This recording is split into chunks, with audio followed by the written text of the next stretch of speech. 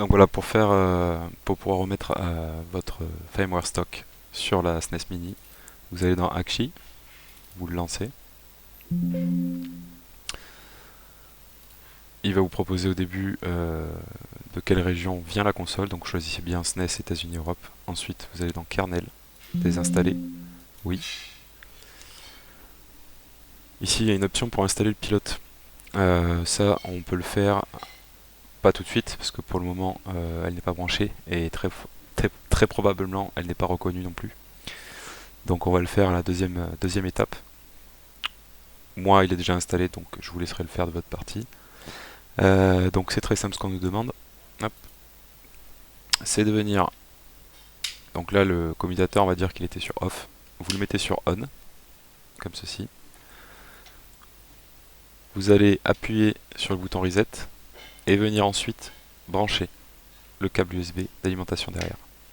Vous ne relâchez le bouton reset que lorsque la fenêtre s'en va. Donc là, la fenêtre s'est en allée. C'est en train de désinstaller le kernel.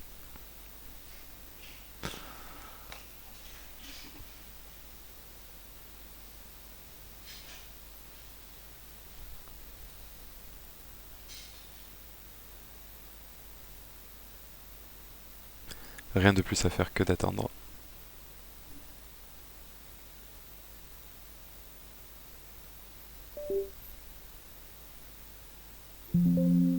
Voilà, on fait oui. Donc là, ici, je pense que théoriquement, vous devrez pouvoir installer le pilote. Donc là, si je clique normalement, donc moi, il me trouve pas la NES, c'est normal. Ça, vous pourrez le faire du coup un petit peu plus tard. Donc là, ce qu'il y a à faire, c'est juste vous débranchez la console avec le câble d'alimentation.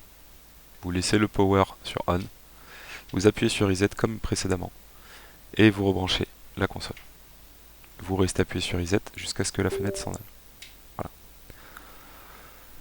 Donc là, le kernel est en train de m'être mis sur la console. Donc on va repartir sur quelque chose d'origine.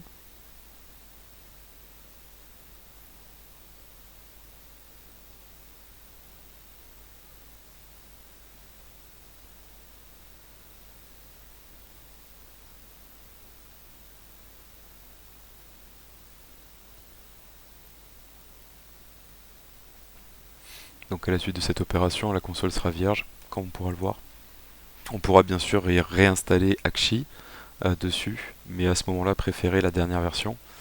Donc il s'appelle Akshi CE en version 3.9.3, disponible sur leur GitHub. Voilà.